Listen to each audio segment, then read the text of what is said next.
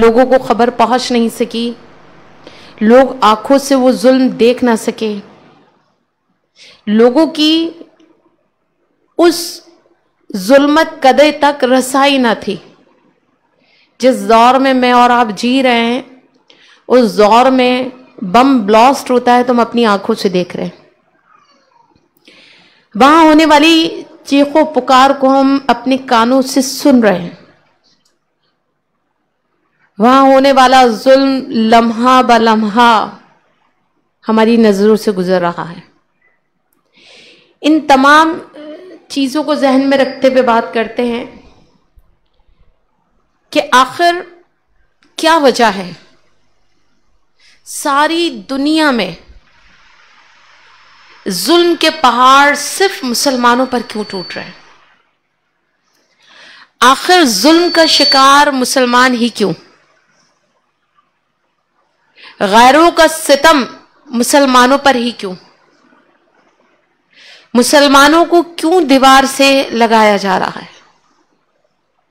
مسلمانوں پر یہ قہر کیوں ٹوٹ رہا ہے؟ کہنے کو تعداد کے اعتبار سے ہم کم نہیں ہیں، ایسا نہیں ہے کہ ہم کسی حوالے سے کمزور ہیں، نہیں، اللہ کریم نے ہمیں سب کچھ عطا کیا ہوا ہے، لیکن جب اس زمین پر خون بہتا ہے اس صدی میں تو وہ خون مسلم ہے، سب سے ارزاں۔ یعنی سوچنے کی بات یہ ہے کہ جن کے ہیلی کاپٹر کتے اور بلیوں کو بچانے کے لیے آسمان پہ پرواز کرتے ہیں، جن کی پوری ریسکیو ٹیمیں ایک بلی یا کتے کو بچانے کے لیے میدان میں آ جاتی ہیں، جو ناپید ہونے والے جانوروں کی نسل کی حفاظت کے لیے پورے محکمے بنا دیتے ہیں، وہی لوگ جب بات اسلام اور مسلمانوں کی آئے تو اتنے سفاک ہیں کہ وہ ہمارے شیر خوار بچے بھی نہیں چھوڑتے، پھر وہ ہماری عورتیں بھی نہیں چھوڑتے، وہ ہمارے گھر بھی نہیں چھوڑتے۔ دنیا میں کہیں یہ قانون نہیں ہے کہ اسپتالوں میں بمباری کی جائے، حد ہے، حد، ہمارے اسپتال بھی نہیں چھوڑے، ہمارے مسیحا ڈاکٹرز بھی ان کے سفاک بموں کی نظر ہو گئے۔ اب تو دنیا بڑی مہذب ہے، کہیں بھی جنگ ہو تو صحافیوں کو کچھ نہیں کہا جاتا، لیکن جو رپورٹنگ کر رہے ہیں انہیں بھی نہیں بخشا، ہماری حاملہ عورتوں کو بھی نہیں بخشا، ہمارے بوڑھوں کو بھی نہیں بخشا، ہمارے بچے تو پھر کیا کہیں۔ یعنی یہ وقت کو دکھانا تھا کہ سر بریدہ صرف کربلا کا منظر ہی سنا تھا، لیکن آج ہم نے چینلز پر، سوشل میڈیا پر دیکھا کہ باپ کس طرح سر بریدہ لاش کو دفنانے جا رہا ہے۔ تصور ہی روح کو لرزانے کے لیے کافی ہے۔ آخر ہمارا گناہ کیا ہے؟ ہم اتنی بری طرح اس ظلم کا شکار کیوں ہے؟ یہ غور و فکر ہمیں کرنا چاہیے۔ ہمیں غور و فکر کی طرف تو قرآن پاک گزشتہ 1450 سال قبل سے دعوت دے رہا ہے۔ افلا تتفکرون، تم کیوں فکر نہیں کرتے؟ افلا یتدبرون، بھئی تم کیوں غور و فکر نہیں کرتے؟ جو کتاب مجھے اور آپ کو ہلا کر جھنجھوڑ کر صدیوں سے بتا رہی ہے کہ بھائی غور و فکر کرو، تدبر کرو، ہماری حماقت دیکھیے، اسی کتاب کو ہم نے بند کیا اور طاق کی نظر کر دیا۔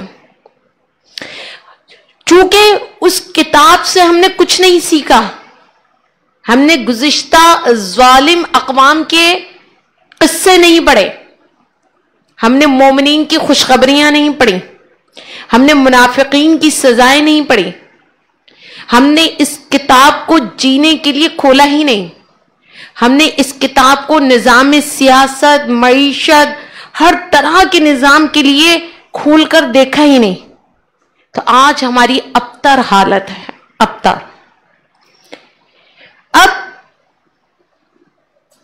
یہی گناہ ہمارا سب سے بڑا ہے، سب سے بڑا گناہ ہمارا یہی ہے۔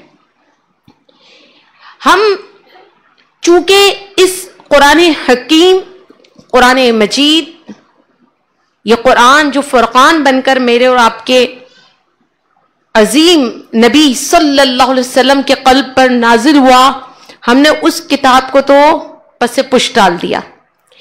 پھر اس کے بعد غور و فکر کیجئے کہ ہم نے اپنی ذاتی حیثیت اور پھر ہم نے اجتماعی حیثیت، ہم نے وہاں اپنا کیا رول پلے کیا؟ یعنی ذاتی نوعیت ہماری جو تھی، ہم نے وہاں کیا اللہ کی ایک فرما بردار بندی ہونے کا حق ادا کیا؟ یا پھر بحیثیت قوم ہم نے اجتماعی طور پر اللہ کریم کے احکامات کو نافذ کیا؟ ہم نے دین اور دنیا کو کیوں الگ کیا؟ ہم نے مساجد اور پھر اس ملک میں نافذ ہونے والے قوانین کو کیوں جدا کیا؟ ہم نے سیاست کو دین سے کیوں جدا کیا؟ اور یہی وجہ ہے کہ علامہ اقبال نے تو پہلے ہی کہہ دیا تھا، اگر سیاست دین سے جدا ہوئی تو پھر چنگیزی بچے گی، اور وہ ہم دیکھ رہے۔ تو ہمیں غور کرنا ہے، اپنی زندگی کا جائزہ لینا ہے کہ ہماری ذاتی زندگی میں کس حد تک ہم اللہ کریم کی بندیاں ہیں۔ لیکن ہم دیکھتے ہیں کہ ہماری ذاتی زندگی کا جب محاسبہ ہو تو علاوہ اللہ کریم کی نافرمانی کے وہاں ہمیں کچھ نظر نہیں آتا۔ اگر میں جائزہ لوں تو یہ وقت مختصر ہوگا۔ اپنی صبح آنکھ کھلنے سے لے کر اپنی رات سونے تلک اگر آپ ایک ایک منٹ کا حساب لیں تو کہیں پر بھی کسی بھی منٹ، کسی بھی سیکنڈ میں آپ خود کو اور میں خود کو اللہ کریم کی اطاعت گزار بندیاں نہیں پائیں گے، بلکہ ہم دیکھیں گے ہم قدم قدم پر حضور علیہ الصلوۃ والسلام کی تعلیمات سے روگردانی کر رہے ہیں، ہم قدم قدم پر بے ایمانی کا شکار ہیں، رزق کی بات آئے تو حلال چھوڑ کر حرام کو منتخب کرتے ہیں، بولنا پڑ جائے تو سچ سے بچتے ہیں اور جھوٹ بولتے ہیں، اللہ کریم کچھ نواز دے تو تکبر کا شکار ہو جاتے ہیں، دو چار پیسے آ جائیں یا دماغ ہمارا صحیح نہ ہو، ہماری تربیت نہ ہو تو قطع تعلق ہی ہم اپنا لیتے ہیں۔ ظلم کے خلاف ہم کیا بولیں گے، ہم خود ظلم کرتے ہیں، ہم جبر کا شکار ہیں، ہم ناانصافی کرتے ہیں، چاہے وہ گھر کی سطح پر ہو، محلے کی سطح پر ہو، علاقے کی سطح پر ہو، شہر کی سطح پر ہو، انصاف ناپید ہے۔ فردی ایک فرد کی زندگی سے لے کر قوم کی زندگی تک ہمارے ہاں انصاف نہیں ملتا، ہمارے ہاں حق تلفی ہے، حق تلفی ہے، زیادتی ہی زیادتی ہے، دھوکہ دہی ہے، ہمارے ہاں طاقتور جس کی لاٹھی اس کی بھینس، یہی فارمولا ہے، جس کو موقع مل جائے وہی اپنے طاقت کے بلبوتے پر دوسرے کو دبانے کی کوشش کرتا ہے۔ یہ ہے ہماری زندگی۔ اور یہ جو انفرادی میں نے نقشہ کھینچا، یہی آپ نقشے کو اٹھا کر اجتماعی طور پہ رکھ لیجئے، اجتماعی طور پہ بھی کم و بیش ہم انہی سارے امراض کا شکار ہیں۔ اب آپ گھروں سے نکل کے باہر آئیے، وہاں بھی یہی ہے، کاروبار کرنے والا بے ایمانی کر رہا ہے، مسیحا جس کو جانا وہ ہمارے اعضا بیچ رہا ہے، وہ کمپنیوں کو مالا مال کرنے کے لیے، ان سے حج اور عمرے کے ٹکٹ لینے کے لیے ہمیں جعلی دوائیاں، ہمیں بیکار دوائیاں، ہمارے لیے غیر ضروری دوائیاں لکھ رہا ہے، اور اس کے عوض میں وہ عمرہ کر رہا ہے۔ وکیل کے پاس چلے جائیے تو بس جتنا گڑ ڈالیے اتنا میٹھا، آپ باطل بھی ہو وہ ثابت کر کے رہے گا آپ حق پر ہیں. ہمارے معاملات ایسے، استاد جیسا پیشہ جو کہ سب سے عظیم، جو کہ پوری قوم بناتا ہے استاد، آج آپ استاد کا حال دیکھیے، بے حال ہے وہ. کہیں بھی کوئی بھی شخص اپنے پیشے سے انصاف کرتا نظر نہیں آ رہا. تو مجموعی طور پر ہم دیکھیں یا انفرادی طور پر تو ہم سب گناہ آلود زندگی گزار رہے ہیں. ہم سب قدم قدم پر اللہ کریم کی نافرمانیوں کا شکار ہیں. ہم سب حضور علیہ الصلوۃ والسلام کی تعلیمات سے اعراض کرتے ہیں. ہمیں کوئی لینا دینا ہی نہیں ہے. جب ہم انفرادی اور اجتماعی سطح پر اس قدر گناہ آلود زندگی گزار رہے ہیں تو یقیناً ہماری گرفت بھی پھر اجتماعی ہوگی. اور اجتماعی سے ہم مراد اکثریت ہے. اب میں اس اجتماعیت میں ان مٹھی بھر لوگوں کی بات نہیں کر رہی جو چند لوگ نیک ہیں، پارسا ہیں، متقی ہیں، ایماندار ہیں. کیونکہ یہ چند لوگوں کا نیک ہونا بھی اللہ کریم کے عذاب سے نہیں بچا سکتا. اس بات کو ذہن میں رکھیے. اب یہ جتنا بھی ظلم گناہ کی صورت میں قرآن پاک سے منہ موڑ کر اللہ کریم کے احکامات کی دھجیاں اڑا کر کریم آقا علیہ الصلوۃ والسلام کی تعلیمات سے روگردانی کر کے ہم یہ جو ظلم اپنے اوپر کر رہے ہیں، تو ہمیں چاہیے کہ ہم قرآن پاک کو کھولیں اور دیکھیں کہ اللہ کریم نے ظلم کی، جو کہ ہر سطح پر کسی بھی سطح پہ ظلم ہو، اس کی روک تھام کے لیے اللہ کریم نے ہمیں اس کے محاذ پر ڈٹنا، اس سے بچنا اور اس سے کس طرح اپنے دامن کو بچانا ہے واضح کیا ہے. ہم جب قرآن پاک کا مطالعہ کرتے ہیں تو وہاں ہمیں پتہ چلتا ہے کہ جب جہاں ظلم ہوا اللہ کریم نے اپنی ناراضگی کا اظہار کیا ہے. پھر دوسری بات ہمیں قرآن پاک میں ملتی ہے کہ اللہ کریم نے جگہ جگہ ہمیں ظالمین کی ہلاکت کے واقعات سنائے. فرعون سمندر میں کیسے غرق ہوا، نمرود کیسے مرا، جگہ جگہ پہ بتایا کہ ظالمین کا انجام کیسا ہے، ان کی ہلاکت یقینی ہے. پھر اللہ کریم نے ظالم کے دل میں خوف خدا پیدا کرنے کے لیے بہت ساری سزا، بہت ساری وعیدیں سنائی تاکہ وہ انہیں سن کر اپنی اصلاح کی کوشش کریں. جیسے کہ اللہ کریم نے ایک جگہ فرمایا وَتِلْكَ الْقُرَىٰ أَهْلَكْنَاهُمْ، اور ہم نے کیا کیا، وہ بستیاں جن کے باسی ظالم تھے ہم نے ان کو ہلاک کر دیا. لَمَّا ظَلَمُوا وَجَعَلْنَا لِمَهْلِكِهِمْ مَوْعِدًا، کیا مطلب؟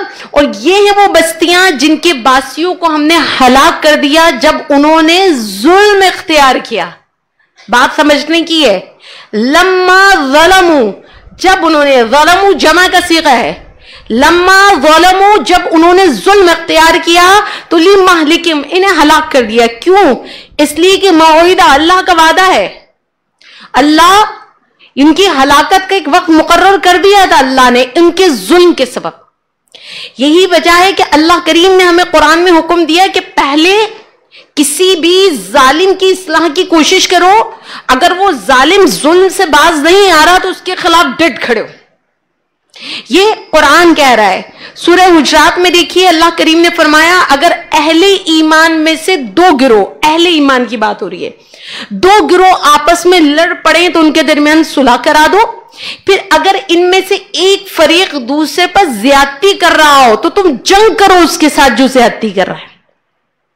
تم جنگ کرو اس کے ساتھ جو زیادتی کر رہا ہے، یہاں تک کہ وہ لوٹ آئے اللہ کی طرف، اللہ کے حکم کی طرف. اگر وہ لوٹ آئے تو ان دونوں کے درمیان صلح کرا دو عدل کے ساتھ. اور دیکھو انصاف کرنا بے شک اللہ انصاف کرنے والوں کو پسند کرتا ہے.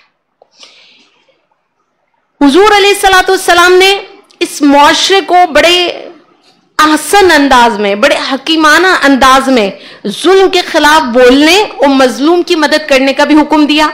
جیسا کہ حضرت جابر بن عبداللہ رضی اللہ تعالیٰ عنہ سے روایت ہے، فرماتے ہیں کہ حضور علیہ الصلوۃ والسلام نے فرمایا آدمی اپنے بھائی کی مدد کرے خواہ وہ ظالم ہو یا مظلوم.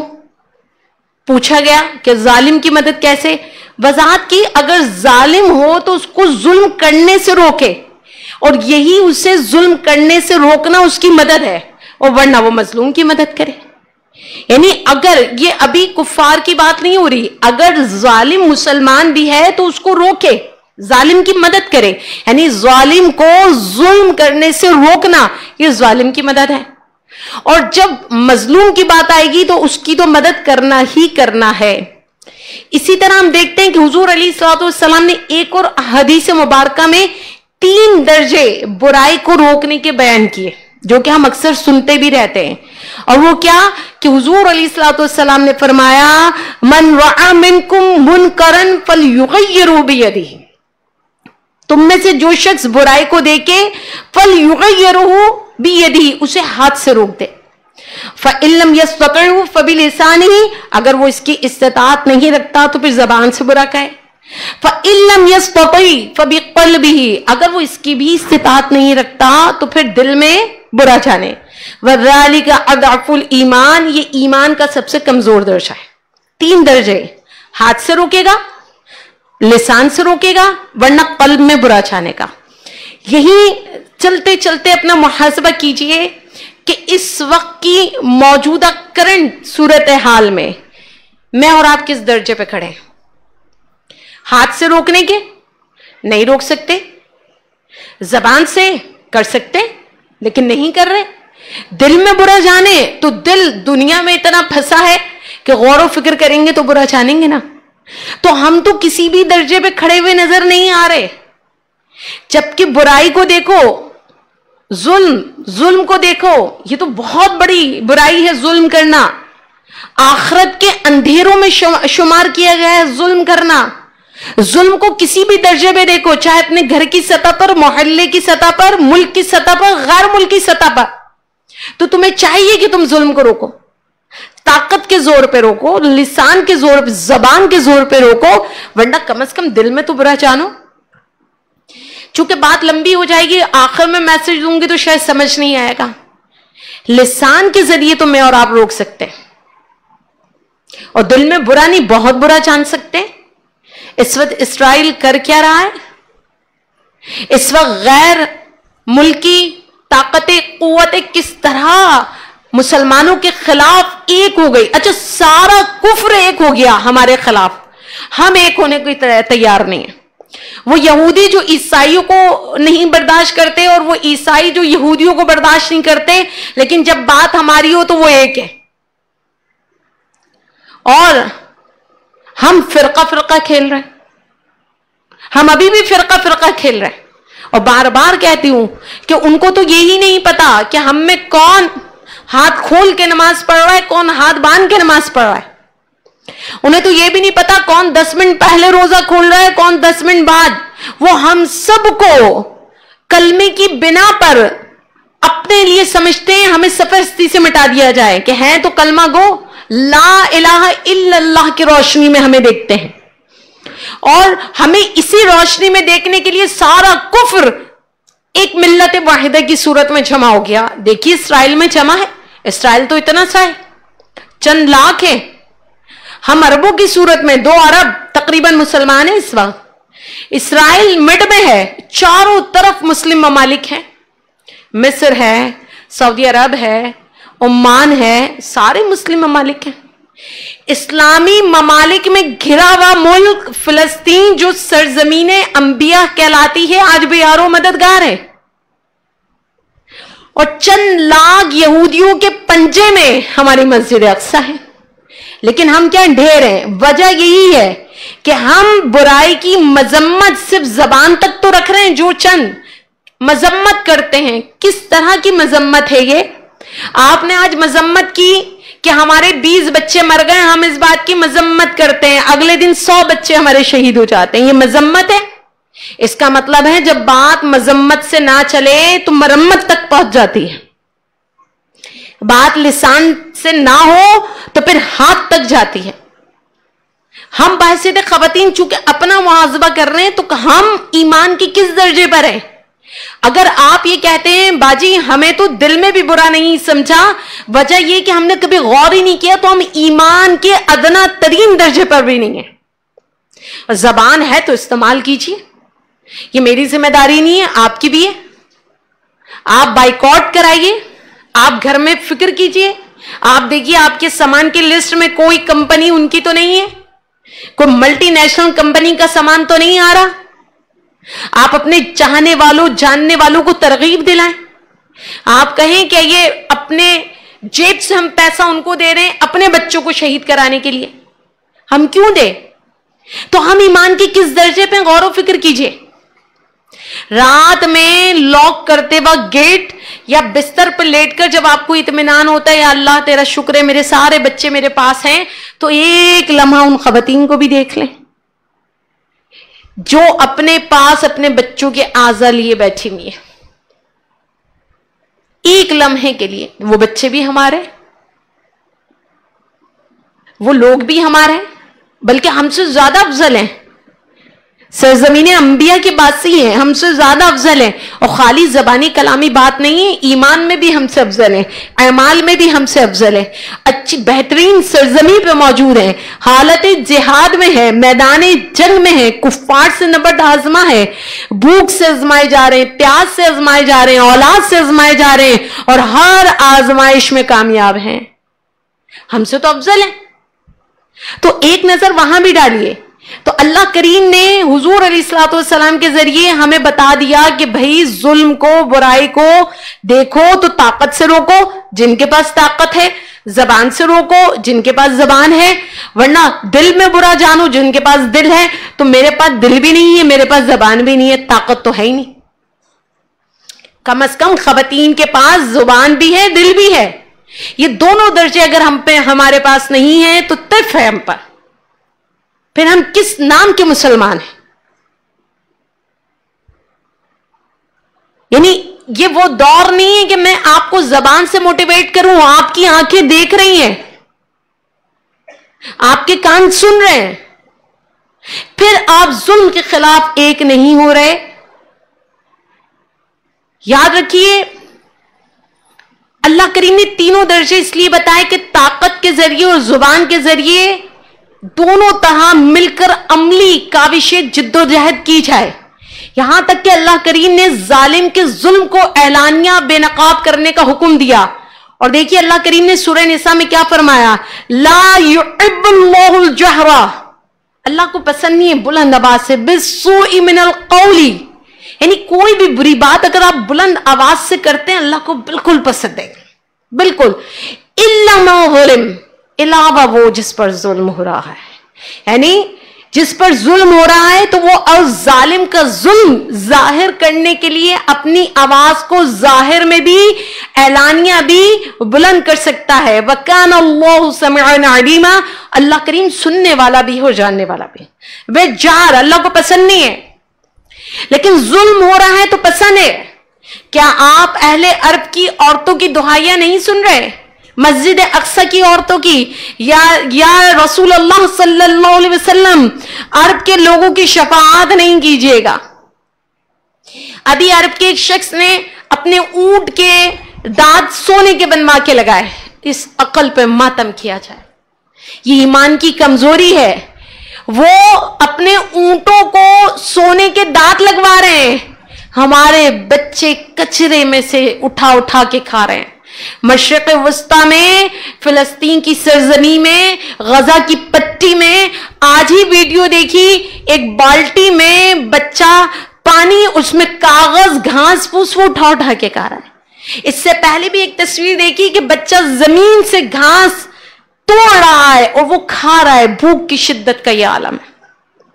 اور یہاں عربین اونٹ کو سونے کے دانت لگوا رہا ہے. یہ حال ہے مسلمان کا, یہ ہے ہم جسد واحد, ہماری یہ حالت ہے. لیکن ہم اپنی حالت پر غور و فکر کرنے کے لیے تیار ہی نہیں ہیں. حضور علیہ الصلوۃ والسلام نے متعدد مقامات پر, بہت سارے مقامات پر ظلم و جبر اور ناانصافی کے خلاف صدائے احتجاج بلند کرنے کا حکم دیا ہے, اور ہمیں یہ بیان کیا گیا ہے کہ ہر ممکن جائز طریقے سے ہم ظلم کو روکیں. اب وہ کیا, اس حوالے سے دو چار احادیث لیتے ہیں کہ حضور علیہ الصلوۃ والسلام نے فرمایا, ان من اعظم الجہاد کلمہ عدل عند سلطان جائر, سب سے بڑا جہاد ظالم بادشاہ کے سامنے کلمہ حق بلند کرنا ہے. کلمہ حق. شامی لڑکی نے کلمہ حق بلند کر دیا, سرخرو ہو گئی, اگرچہ شہر بدر ہو گئی, اگرچہ اسے جاب سے نکال دیا گیا, اگرچہ اسے سیکیورٹی گھسیٹتے ہوئے لے گئی, لیکن اس نے اپنے ہونے کا حق ادا کر دیا. اس بچی نے, اس لڑکی نے نہ آپ کی طرح سوچا نہ میری طرح, یار میرے کہنے سے کیا ہوگا, میرے آواز بلند کرنے سے کیا ہوگا. اس نے پاکستانیوں کی طرح نہیں سوچا کہ اگر میں نے پیپسی چھوڑ دی تو کھانا ہضم کیسے ہوگا, میں نے شیمپو چھوڑ دیا تو میرے بالوں کا حشر کیا ہوگا, میں نے یہ کریم باہر والوں کی چھوڑ دی میری اسکن کا کیا بنے گا. یہ تو پھر مائنر چیزیں ہیں. اس کی جاب تھی, شہر تھا, سب در بدر, لیکن اس نے اپنے ہونے کا حق ادا کر دیا. اس نے اسلام کی شہزادی ہونے کا حق ادا کر دیا. اس نے صحابیات کی تربیت کا, صحابیات کی سیرت کا حق ادا کر دیا کہ اسلام کی خواتین ایسی جری اور بہادر ہوتی ہیں, وہ اپنے شخصی مفاد کو, ذاتی مفاد کو قربان کر دیتی ہیں اس دین کے لیے, اس قوم و ملت کے لیے.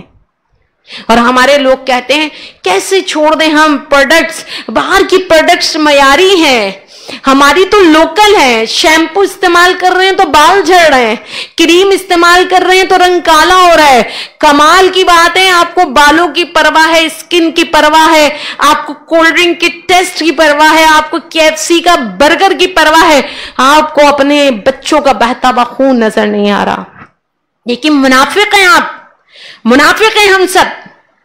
چونکہ خون جو بہ رہا ہے اسے ہم اپنا نہیں سمجھ رہے, ورنہ آج اگر بچوں کی بنیاد پر سگی بہن سے جھگڑا ہو جائے تو کئی سال بہن سے نہیں ملتے. ہم منافق ہیں. آج جو ہم کہہ رہے ہیں ہمارے کرنے سے کیا ہوگا, یہی معاملہ ابھی ہمارے ہاں ہو جائے تو ایک چیز کی دکان پر کسی چیز کے لیے جھگڑا ہو جائے ہمارے بچے کا, ہم اس دکان سے سالوں چیز نہیں خریدتے. ہم سگے رشتوں کو چھوڑ دیتے ہیں اپنے بچوں کے لیے, اختلافات پر, لڑائی جھگڑے پر. اصل میں پیپسی اس لیے نہیں چھوٹ رہی, 7 اپ اس لیے نہیں چھوٹ رہی, ہماری مختلف غیر ملکی پروڈکٹس ہم سے اس لیے نہیں چھوٹ رہی کیونکہ سینے میں ہمارا دل نہیں دھڑک رہا, ان کو ہم اپنا نہیں سمجھ رہے. جبھی تو چیخ کے کہنا پڑ رہا ہے, ورنہ ہم تو اپنے ذاتی معاملات میں اتنے کمزور ثابت ہوتے ہیں, ہم وہ تقریب چھوڑ دیتے ہیں جس تقریب میں ہماری ناپسندیدہ شخصیت ہو.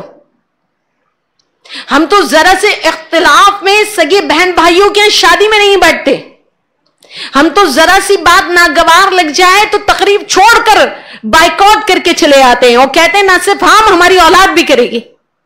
ہم اتنے کمزور لوگ ذاتی زندگی میں, لیکن ہم مشرق وسطی کے لیے بڑے اعلیٰ ظرف بنے میں. یہ ہمارا حال ہے. ارے کم از کم یہ جہاد تو میں اور آپ کر سکتے ہیں, اور اس لڑکی نے کر کے دکھایا. ظالم بادشاہ کے سامنے کلمہ حق کو بلند کر دیا, نتائج کی پرواہ نہیں کی میری اور آپ کی طرح, اور اللہ کی بارگاہ میں سرخرو ہو گئی. اللہ کی بارگاہ میں اس کا سر بلند ہو گیا, اور یقین کریں اس نے ہماری بھی لاج رکھ لی. اسی طرح ہماری جو صورت ہے میں بتا چکی ہوں کہ ہم تو برائیاں دیکھ کے کہتے ہیں ہمارا کیا واسطہ. یہی وجہ ہے ہمارا معاشرہ تنزل کی طرف ہے. اسلامی معاشرہ جو چاہتا ہے, جو اسلامی معاشرے کی اساس ہے, وہ یہ ہے کہ جیسے ہی کہیں ظلم ہو, برائی ہو, ہم سب ایک ہو جائیں. مسلم معاشرے کے وجود کا تصور یہ بنتا ہے جس معاشرے میں کسی غریب پر بھی, کسی کمزور پر بھی ظلم نہ ہو سکے, بلکہ سارے مسلمان جسد واحد کی طرح ظالم کا ہاتھ پکڑ لیں.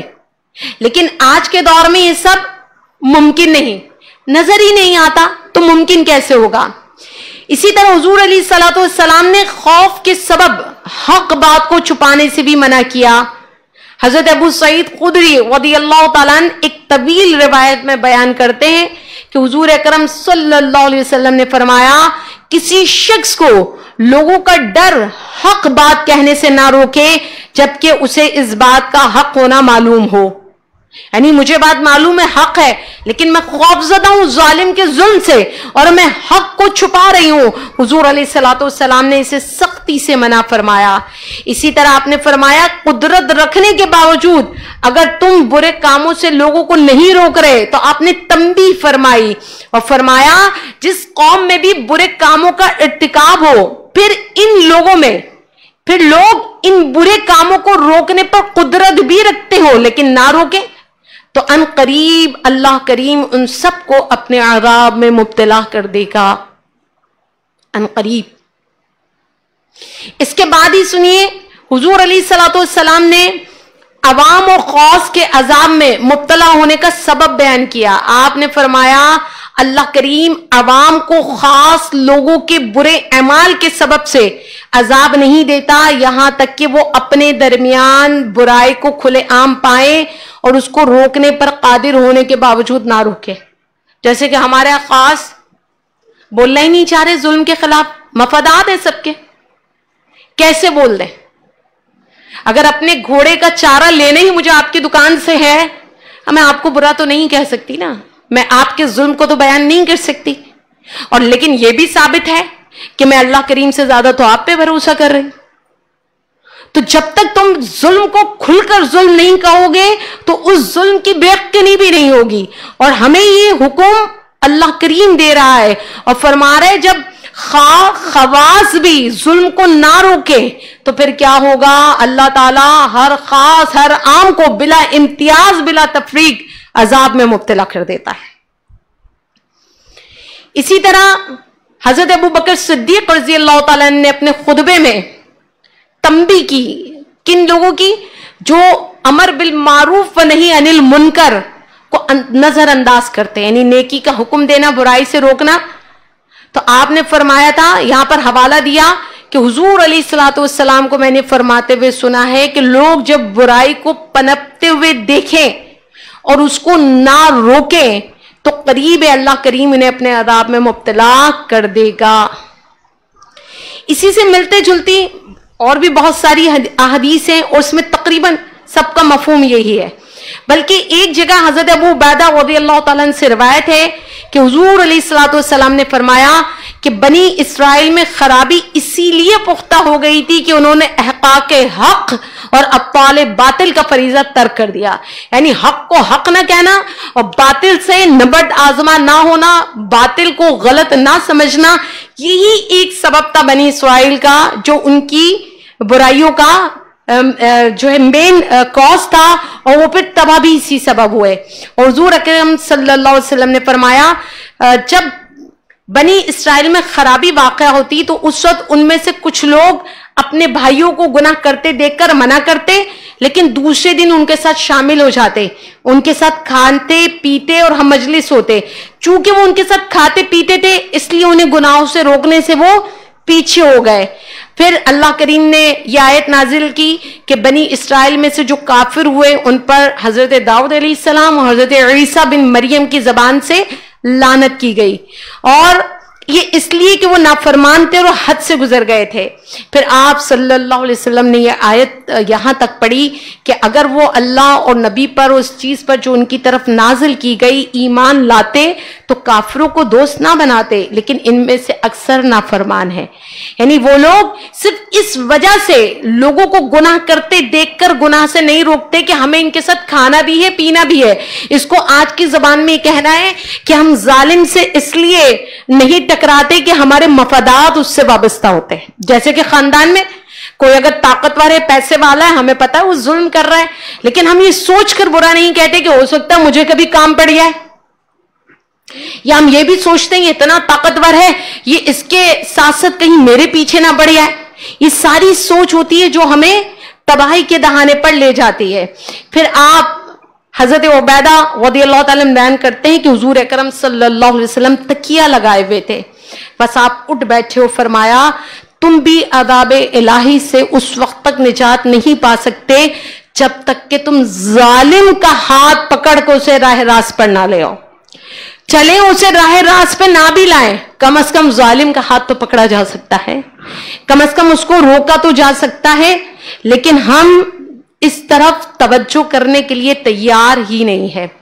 یہاں ایک بہت لمبی مثال دی گئی حدیث مبارکہ میں، جس کو میں بہت اختصار کے ساتھ پیش کر رہی ہوں. حضور علیہ الصلوۃ والسلام نے اللہ کریم کی جو حدود ہے اور آپ اس کے بارے میں نرمی برتتے ہیں اور غلط کاموں میں مبتلا ہوتے ہیں، تو ان کی ایک مثال دی، جیسے کشتی ہے جس میں سفر کر رہے ہیں، پھر قراندازی ہوتی ہے کہ آدھے لوگ نیچے آدھے لوگ اوپر، پھر نیچے والے لوگ اوپر پانی لینے جاتے ہیں تو نیچے والوں نے سوچا کہ کیا بار بار اوپر والوں کو ہم تنگ کریں، ایسا کرتے ہیں کشتی میں سوراخ کر لیتے ہیں اور یہیں سے پانی لے لیں گے.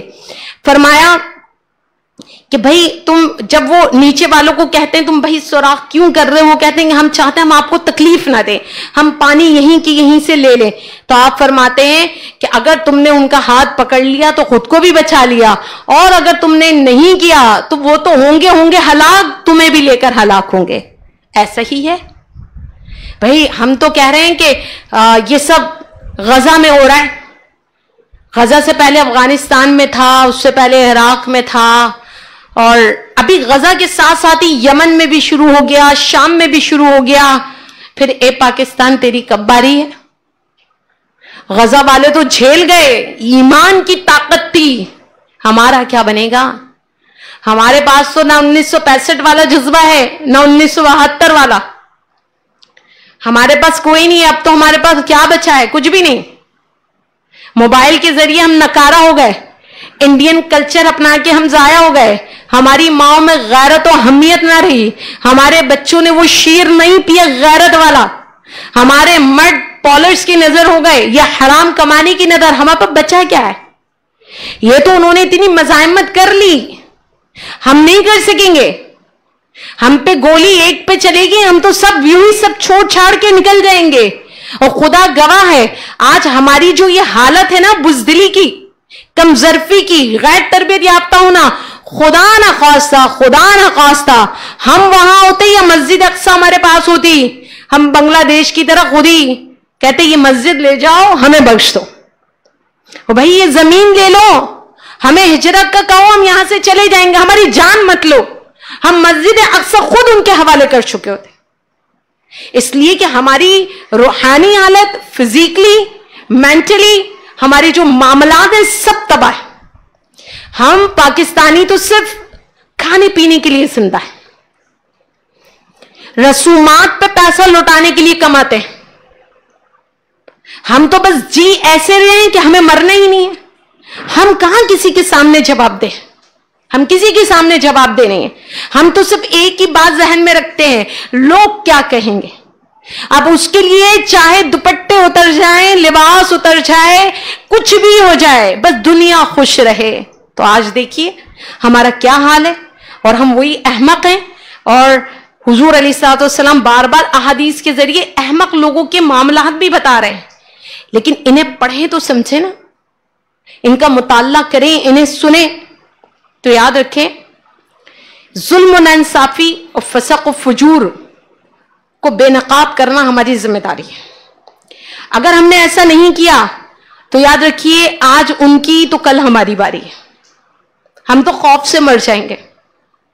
وہ گولیاں کھا کر بھی زندہ ہیں، شہید ہیں، چہرے مسکرا رہے ہیں.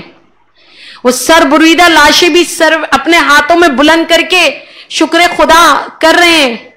کربلا کو سمجھنا بڑا آسان ہو گیا. اگر امتی اتنے پائے کے ایمان والے ہیں تو پھر میرا حسین کیسا ہوگا. جو لوگ کہتے تھے نا کربلا کی تاریخ پر بناوٹی ہے، خود بنائی ہے، ایسا کچھ نہیں ہوتا. ارے دیکھیں اس نبی کے نواسی کے ایمان کا عالم کیا ہوگا جہاں امتی کا یہ عالم ہے. اپنے بچے خود دفنا رہی ہیں عورتیں اور کہہ رہی ہیں کہ اب جو بچے ہیں اسے بھی مسجد اقصی کے لیے ہم پالیں گے اور مسجد اقصی کی بقا کے لیے شہید کرا دیں گے. ایسی اولو العزم مائیں، ایسی باہمت مائیں، ایسی غیرت و حمیت والی مائیں جنہوں نے اپنے بچوں کو خالی رٹا رٹایا. قرآن نہیں دیا ہماری طرح کہ پاکستان میں ایک بچے کو حافظ بنا کر ہم ناچ رہے ہوتے ہیں. یہ جی وہ فخر سے کہتے ہیں حرام کما رہے ہیں، حرام کھا رہے ہیں، گھر میں ٹی وی چل رہا ہے، ہمارا حافظ بچہ موبائل پہ فلمیں دیکھ رہا ہے, وہ ناچ رہا ہے, وہ جھوٹ بول رہا ہے, لیکن ہم فخر سے کہتے ہیں بھائی یہ شفاعت کرائے گا ہماری, یہ شفاعت کرائے گا. قرآن سینے میں ہے تو یہ زیادہ اس بات کا ذمہ دار ہے کہ عمل کرے اسلام پر. قرآن حفظ ایسے کراتے ہیں جو فلسطین کی ماؤں نے کرایا ہے, کہ قرآن حفظ کرنے والے قرآن کے احکامات کی حفاظت کے لیے اپنی جانیں دے رہے ہیں. قرآن کو پڑھنے کے لیے انہیں بہت اچھا ماحول درکار نہیں ہے, وہ ملبے پہ بیٹھ کر تلاوت قرآن کر رہے ہیں اور قرآن کی آیتوں کی عملی تفسیر بن رہے ہیں. یہ ہم بر صغیر کے لوگ جو ہندوستانی کلچر میں رچے بچے, جو چور راہیں تلاش کرتے ہیں, جو اپنے لیے ایک عمرہ کر لینا کافی سمجھتے ہیں کہ اب ہر گناہ ہمارے لیے جائز ہو گیا, اسی طرح اپنی نسل میں ایک بچے کو حافظ یا حافظہ بنا کر سمجھتے ہیں ہم نے تو جنت خرید لی, ہم نے جنت کو اپنے لیے ریزرو کر لیا, سودا کر لیا. قطعی نظر ہمارا حافظ اور حافظہ کس قدر بے عملی کی طرف دوڑ لگائی ہوئی, ہماری فکر نہیں ہے. ہم خود کو لالی پاپ دے کے بہلاتے ہیں. یہ ہیں فلسطین کی مائیں جنہوں نے اپنی اولادوں کو خالی الفاظ نہیں رٹوائے, اس کا صحیح علم ان کے اندر اتارا اور اس کے مطابق ان کی تربیت کی ہے. اسے کہتے ہیں تو وقت ہے صحیح و غلط کی تمیز کریں. اور آپ یہ بھی نہیں کہہ سکتے کہ سعدیہ باجی آپ کی ذمہ داری ہے, آپ کی بھی ہے, آپ باشعور ہیں, 2025 میں جی رہی ہیں, آپ کے پاس ہر طرح کا شعور ہے, ڈگریاں ہیں, علم ہے. اور اگر آپ نے ڈگریاں نہیں بھی لی تو آپ کے پاس اتنے ریسورسز ہیں جن سے آپ صحیح و غلط کو سمجھ سکتی ہیں. آپ کی بھی ذمہ داری ہے کہ آپ ظلم اور ناانصافی کے خلاف اپنا کردار ادا کریں. لیکن ہے کیا, اگر میں کہوں میں کہاں کھڑی ہوں, آپ کہاں کھڑے, بھائی پوری امت مسلمہ کہاں کھڑی ہے, تو ہم خاموش تماشائی ہیں, کوفیوں کی طرح, کوفیوں کی طرح. ہماری بولتی بند ہے باطل قوتوں کے سامنے, اسرائیل کے سامنے. ہم ظلم کے خلاف کھڑے نہیں ہو سکتے. ہم تو 70 سالوں سے کشمیر کے ساتھ بھی کھڑے ہیں, لیکن ان کے غموں کا مداوا نہیں کر سکتے. چند کلومیٹر ہم کشمیر میں جا کے ظلم نہ روک سکے. پھر سرزمین انبیاء تو بہت دور ہے. اب پوچھیے تو صحیح, قرآن حکیم جیسی کتاب رکھنے والے, حامل قرآن والے, یعنی اس قرآن کے ماننے والے, میرے رسول اللہ صلی اللہ علیہ وسلم کے امتی, ہماری اکثریت, ہمارے مسلمان کہاں ہیں؟ ہماری توپیں, ہمارے میزائل, ایٹمی ہتھیار کہاں ہیں؟ غوری کہاں ہے؟ کہیں نہیں ہے, کچھ بھی نہیں ہے. پتہ نہیں کب استعمال کریں گے. میں یہ بھی نہیں کہہ رہی استعمال کریں, ٹھیک ہے یہ جذباتیت کی باتیں, جذباتی باتیں نہیں ہیں کہ میں نے لیا اور بم استعمال کر دیا, لیکن کرنے والوں نے تو سب سے پہلے انہوں نے ہی کیا. ہیروشیما پہ کس نے کیا؟ 1924 میں. کس نے کیا؟ 47 میں شاید, ہاں 45 یا 47 کچھ ایسے. کس نے کیا؟ انہوں نے. ان کے پاس تو کوئی بڑا مسئلہ بھی نہیں تھا, لیکن ہم استعمال نہیں کریں گے. اگر ہم جیسے کچھ ایسی باتیں کر لیں ایمان یا اپنے مسلمانوں کے دکھ پر غمزدہ ہو کر, تو ہمیں کہا جاتا ہے ہم جذباتی ہیں. بالکل جذباتی ہیں. جب ہمارے گھر پہ حملہ ہوگا تو جذبات سے ہی کام لیں گے نا, یا عقل سے اپنے گھر والے سپرد کر دیں گے اور کہیں گے میں تو اپنی جان بچا لوں. ارے بھائی اپنے گھر والوں کی حفاظت کے لیے جان دینا شہادت کا درجہ ہے. مجھے بتائیں سرے راہ یا گھر میں بیٹھے ہوئے رات کی تاریکی میں دشمن ہم پہ حملہ کر دے, آپ مجھے آ کر یہ فلسفہ سمجھائیں گے کہ باجی جذباتی ہونے کی ضرورت نہیں ہے, اپنا سود و ضیاع دیکھو, اپنا نفع نقصان دیکھو. ایسا نہیں ہوتا. دشمن کو ڈرایا بھی جاتا ہے, دھمکایا بھی جاتا ہے. جب تک مذمت سے بات چل رہی ہے مذمت کر لیں, نہیں چل رہی تو مرمت کریں. یہ تو قرآن کا بھی حکم ہے بھائی. آنکھ کے بدلے آنکھ, ناک کے بدلے ناک, کان کے بدلے کان, چاند کے بدلے چاند. یہ تو قرآن کا بھی حکم ہے. دشمن خالی ہمیں ڈرا نہیں رہا, گیدڑ ببکیاں نہیں ہے اس کی, ارے وہ ہمیں بتا رہا ہے کہ تم جنگ بندی کے کوئی بھی معاہدے کر لو, ہم بیٹھے ہوئے وہاں, معاہدے کرنے کے بعد بھی ہم تمہارا کیا حال کریں گے. کیا اس نے عید کے 2 دنوں میں, ایک ساتھ لاشیں اٹھے ہیں ہمارے شہداء کے. لیکن ہم واللہ علم ہم ایمان کی کس درجے پر ہیں, نہ جانے ہم کیا کریں گے. تو بات یہ ہے, جتنا غور و فکر کریں, جتنی تحقیق کریں, جتنے بحث و مباحثے کریں, اصل مسئلہ سمجھ میں آتا ہے. وہ مسئلہ کیا ہے, ہمارے پاس جذبہ ایمانی کی بہت کمی ہے, اور علم نورانی تو اب ہے ہی نہیں. اب عوام و یا خواص معلومات ہیں سب کے پاس, جب علم اپنے پیچھے عمل کو نہیں لاتا تو یاد رکھیے وہ علم نافع نہیں ہوتا.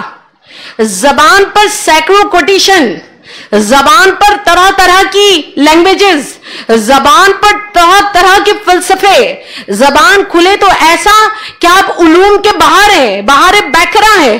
عملی اعتبار سے آپ ایک اسٹیٹمنٹ نہیں دے سکتے اپنے مسلمانوں کے لیے, تو مانیے آپ کے پاس علم نورانی نہیں ہے, صرف معلومات ہے. آپ نے خود کو چلتے پھرتے معلومات کا ذخیرہ بنا لیا ہے, کیونکہ جو علم آپ کو عمل کی طرف نہ لائے, جو علم آپ کو جسد واحد نہ بنائے, جو علم آپ کو جذبات کا سمندر نہ بنائے, جو علم عقل و دلیل کے میدان میں آپ کو فاتح نہ کرے, وہ علم ہے, غور و فکر کا مقام ہے. تو ہمارے پاس جذبہ ایمانی بھی نہیں ہے اور علم نورانی بھی نہیں ہے. اور یہ دونوں چیزیں غزوہ بدر میں تھی, دونوں چیزیں تھیں. 313 کا مقابلہ 1000 سے, گھوڑا 1 وہاں 700, یہ تھی. پھر غزوہ بدر کیوں, غزوہ خندق میں بھی تو ہے, کیا تھا, جذبہ ایمانی, علم نورانی. پھر یہی سلسلہ چلا آپ کی نسل, آپ کی آل اولاد میں. کربلا کے میدان میں آئیے, جذبہ ایمانی, علم نورانی. علم نورانی, قرآن دونوں طرف تھا, اذان دونوں طرف تھی, قیام دونوں طرف تھا, جماعت دونوں طرف تھی, اللہ اکبر دونوں طرف تھی. لیکن تمہیں دیکھنا ہے علم نورانی کہاں ہے, صاحب قرآن کہاں ہے, صاحب نماز کہاں ہے, صاحب تکبیر کہاں ہے. اس کو سمجھیے, یہ بہت کمی ہے. اور ہمارے اجداد میں یہ چیزیں ہوا کرتی تھیں, اب تو ہم غیروں کے ہاتھ میں کھیلنے والے کھلونوں سے بھی کم تر ہیں.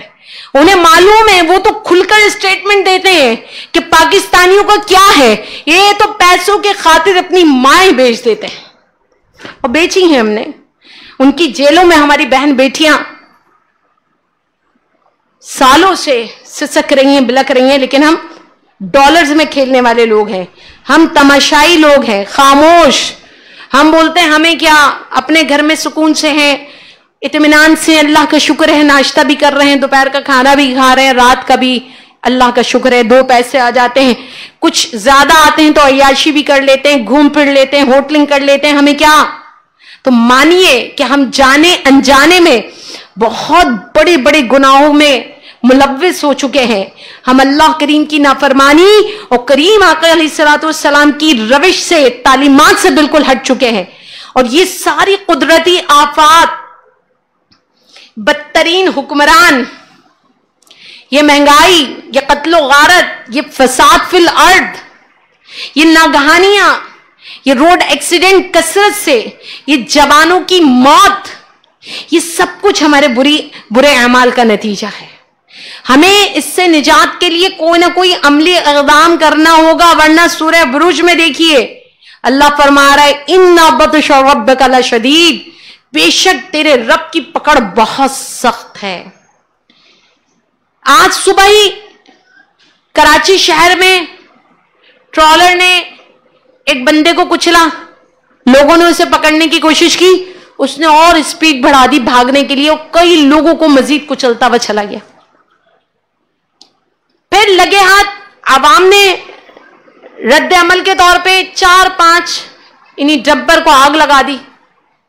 اب وہ آگ لگی تو جن کے ڈمپر تھے وہ میدان میں اتر آئے, دھمکیاں دے رہے ہیں, لیکن 7-8 لوگ, 7-8 خاندان बाप भाई बेटे से महरूम हो गए, किसी को परवाह नहीं। ये पहला डंपर ही जब किसी पे चढ़ा था ना, अगर कानून यहां लागू होता दिमाग ठिकाने आ जाते। लेकिन देखें हमारी हुकूमत का हाल, किस कदर लूली लंगड़ी हुकूमत है। हमारा कानून का हाल कि कानून क्या है कि लानत भेजी जाए उस पर कि वो डंपर जो पहला वाकया शुरू हुआ खत्म होने के बजाय उनका हौसला और बढ़ रहा है, खत्म नहीं हो रहा और बढ़ रहा है। एक मर रहा था, दो मर रहे थे, रोज डंपर रोलते हुए चले आते हैं। उन्हें मालूम है यहां कोई कानून नहीं है, उन्हें मालूम है हम पकड़े भी गए तो हमें छुड़वा लिया जाएगा।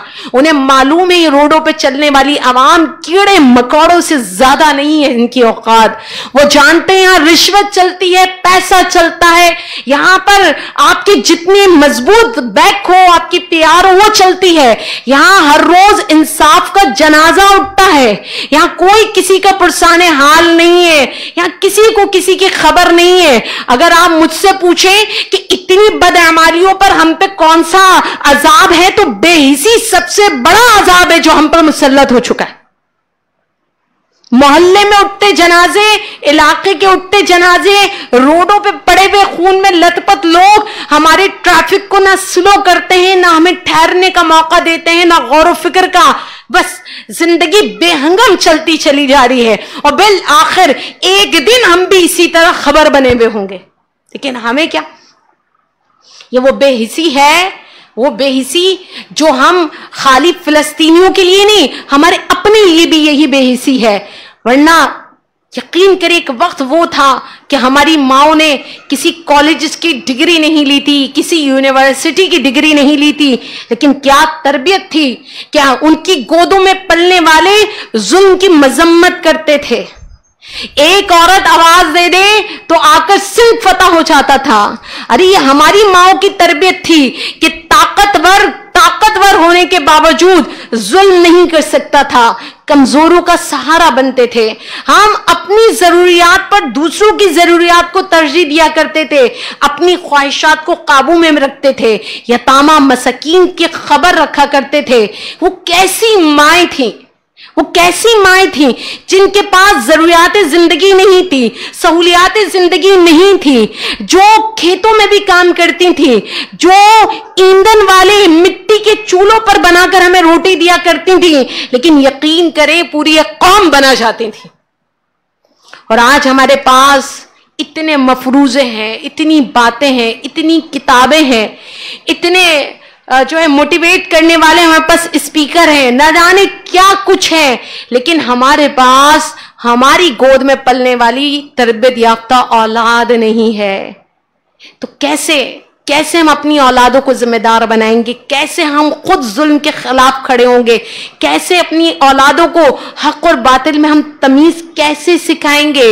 ये हम नहीं कर सके। इसी का नतीजा है कि आज ये कौम हक को हक कहने और बातिल को ललकारने वालों से खाली है।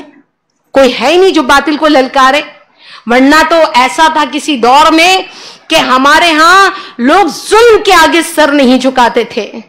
हमारे दीन में जुल्म सहना भी जुल्म के मुतरादिफ समझा जाता था।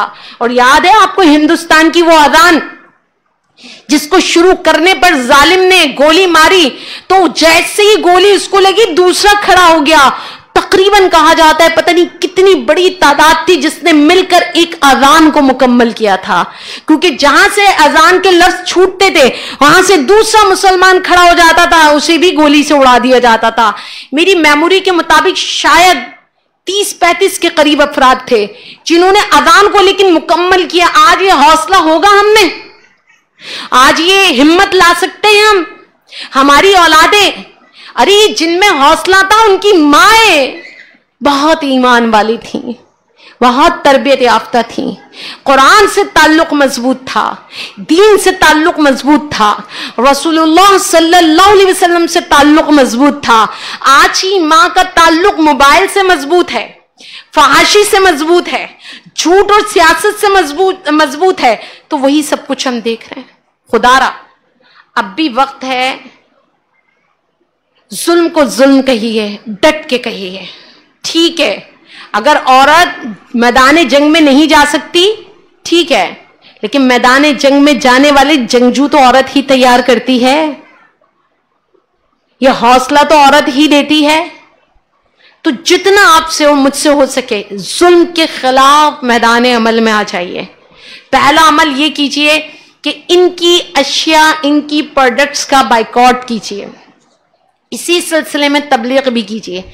دوسرا میں سمجھتی ہوں کہ میں اور آپ اپنے گھروں میں 10 سے 15 منٹ اپنی اولادوں کو لے کر بیٹھیں اور روزانہ انہیں مسجد اقصی اور سرزمین انبیاء کے بارے میں بتائیے. روزانہ انہیں نالج دیجئے. اپنے بچوں میں یہ چیزیں ڈالیے کہ دیکھیں غزہ میں کیا ہو رہا ہے، لہٰذا ہم پیزا نہیں کھائیں گے، ہم KFC سے کوئی چیز نہیں لیں گے، ہم کولڈ ڈرنک نہیں پیئیں گے، ہم ان کی چاکلیٹس نہیں کھائیں گے، ہم ان کی چیزیں نہیں لیں گے، ہم اپنی زندگی کو ایسے نہیں گزاریں گے. ان کو یہ اچھا وقت دکھا کر ان میں جذبہ ایمانی پیدا کیا جا سکتا ہے اور ہر سطح پہ کرنے کی ضرورت ہے. خدا را اپنی اولادوں کو ہندوستانی کلچر سے دور کریں، یورپین کلچر سے دور کریں، ان کے اندر سے شرم آر نکالیں. انہیں کہیں تم رسول اللہ صلی اللہ علیہ وسلم کے سپاہی بنو، تم کربلا والوں کے وارث بنو، تم غزوہ بدر کے وارث بنو. تمہیں آنے والے وقت میں دین کے لیے کچھ کرنا ہے، تمہیں مسلمانوں کے لیے کچھ کرنا ہے. یہ جذبہ تو میں اور آپ ڈال سکتے ہیں نا. کئی نسلوں کا نقصان ہو چکا ہے، لیکن جو نسلیں ابھی بھی میری اور آپ کی گود میں پل رہی ہیں، میں اور آپ انہیں بچا سکتے ہیں. اگر ہم بچانا چاہیں، ہم اپنے حصے کا کام کرنا چاہیں، تو ہمیں چاہیے کہ ہم اس دور حاضر کی کربلا جو کہ غزہ کی صورت میں برپا ہے، اس کے لیے اپنا اہم کردار ادا کیجیے. اسپیشلی انوار حبیب سے وابستہ خواتین وہ جانتی ہیں کہ انوار حبیب کا کربلا والوں سے کتنا مضبوط تعلق ہے. ہم ان کے غم کو اپنا غم سمجھتے ہیں، ان کے دکھ کو اپنا دکھ سمجھتے ہیں. ان کے ایام کو ہم ایسے مناتے ہیں گویا آج ہی معرکہ کربلا برپا ہوا ہے. ہم آج بھی کربلا والوں کی یاد میں روتے ہیں. کربلا کربلا کربلا ہمارا وظیفہ ہے. ہمیں تو سب سے زیادہ غزہ کی صورتحال کو سمجھنا چاہیے اور دعا بھی کرنی چاہیے، رب کریم ہمیں غزہ کے حق میں اپنا صحیح کردار ادا کرنے کی توفیق عطا فرما. ہم سے جو بن پڑا ہم کریں گے، ہم سے جو ہو سکا ہم کریں گے. تو ہمیں جیسی توفیق دے گا وہ کریں گے. ہم نے عزم کیا ہے، ارادہ کیا ہے کہ ہم اپنے مظلوم مسلمان بہن بھائیوں کی حمایت بھی کریں گے، مدد بھی کریں گے، ان کے غم میں بھی شریک ہوں گے، ان کے دکھ میں ان کے ساتھ بیٹھ کر بھی روئیں گے، اور ہم سے جو کچھ ہو سکا ہم کریں گے. یہ تو اس وقت ایسے معاملات ہیں، کاش ہمیں ملک در ملک تقسیم نہ کیا ہوتا، سرحدیں نہ بنائی ہوتی، تو یقین کریں میں اور آپ میدان جنگ میں نکل جاتے. نہ نکلے مرد، ہم نکل جاتے، لیکن جائیں کیسے؟ ویزا، پاسپورٹ، معاملات، پھر اپنے ہی لوگ رکاوٹ بن کے بیٹھے. اتنی سرحدوں کو عبور کر کے جائیں کیسے؟ کاش ہمارے لیے ممکن ہوتا تو ہم یہاں بیٹھ کر رو نہ رہے ہوتے، ہم وہاں میدان جنگ میں جا کر اپنا کردار ادا کر رہے ہوتے. اگر ہمارے لیے ممکن ہوتا، اور اگر آج بھی ہمیں موقع مل جائے، ہم میدان جنگ میں جانے کے لیے تیار ہیں. الحمدللہ الحمدللہ، کوئی ڈر خوف نہیں ہے. جو اللہ کی راہ میں مارا جائے انہیں مردہ نہ کہو، وہ زندہ ہے. لیکن تمہیں اس بات کا شعور نہیں ہے، تمہیں اس بات کا. یہ پیاس سے شہید ہونے والے بچے آپ کیا جانے کس طرح یہ جام کوثر، ساقی کوثر کے دست مبارک سے پی رہے ہوں گے. آپ کو کیا معلوم شہداء کا بہنے والا لہو کس طرح اللہ کی بارگاہ میں لہو سمیت وہ حاضر ہو رہے ہوں گے. اور کریم آقا علیہ الصلوۃ والسلام ان شہداء کے لیے بڑے ہی شوق کے ساتھ منتظر ہو رہے ہوں گے. آپ نہیں جانتے، ہم تو یہاں پاکستان میں گناہوں کے ساتھ مریں گے، ہمارے مرنے پہ ہماری اولاد کو بھی نہیں رونا. لیکن وہاں جو شہید ہو رہا ہے وہ حضور علیہ الصلوۃ والسلام اور صحابہ کرام علیہ رضوان کی جھرمٹ میں وہ خود کو پا رہا ہوگا. جنت ان کی مشتاق ہوگی، ملائکہ ان کے ساتھ ہوں گے. کیا حسین تصور ہے, چشمے تصور سے جانیے, اور یہی شہداء کا مقدر ہے. قرآن کہتا ہے, کوئی افسانوی گفتگو نہیں کر رہی, قرآن کہتا ہے وہ زندہ ہے, اور اس وقت روئے زمین پر زندہ ہی غزہ والے ہیں. ہم سب تو مردہ ہیں, زندہ چلتی پھرتی ہم لاشیں ہیں, اصل وہ زندہ ہے. وہ زمین کے اوپر بھی زندہ ہیں ظاہر میں, وہ زمین کے نیچے ابدی زندگی پا گئے.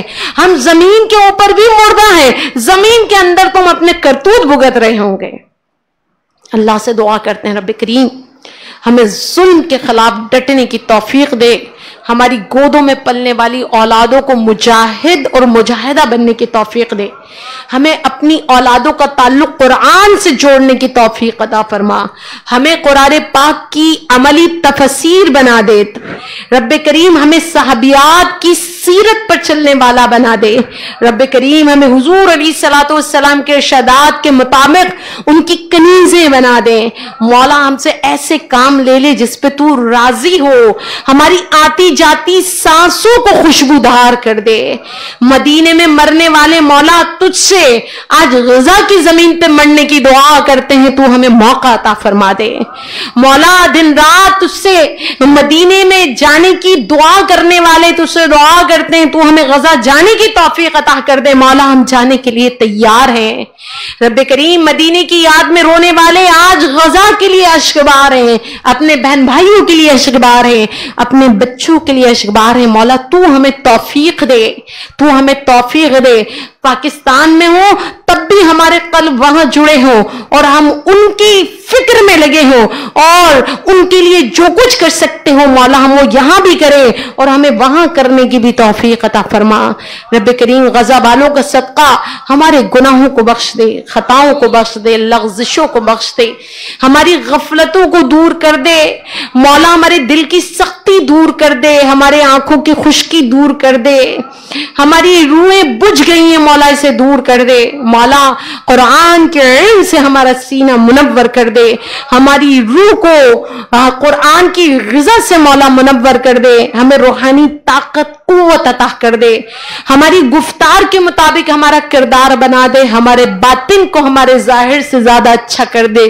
اس پر آشوب دور میں مولا ہمیں حق پر چلنے کی توفیق عطا فرما, باطل سے ٹکرانے کی توفیق عطا فرما, ڈٹ کے غلط کو غلط کہنے کی توفیق عطا فرما, ہمیں سب کے خوف سے آزاد کر دے مولا, صرف اپنا خوف عطا فرما, ہمیں سب سے خوفزدہ ہونے سے محفوظ کر دے مولا, ہمیں صراط مستقیم کی راہی بنا دے, ہمیں مجاہدہ بنا دے, ہمیں اس راہ پر مولا استقامت کے ساتھ چلنے کی توفیق عطا فرما دے.